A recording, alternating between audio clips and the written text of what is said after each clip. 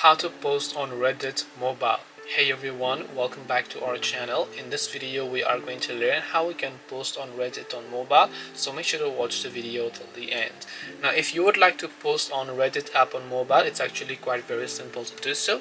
All you have to do is go ahead and then first of all launch the Reddit application and then just make sure that you're signed into your account. After you do that, just tap on the create option that you can see right at the bottom center. Now here you can simply give a title as to what you want to upload over here. Then you can simply add a body text that is also again optional if you want to add a text or not. Now after that, what is it? Whether you want to share a link, you can tap on here and enter a link. If you want to upload a photo, you can just allow access to your photos and videos, then allow those photos access.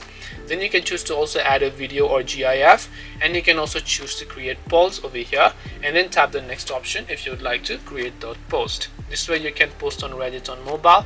Hope this video was very helpful to you guys, and if it did help you, make sure to leave a like and subscribe to the channel. If you have any questions, then feel free to leave them down below. Thank you for watching and see you soon in the next video.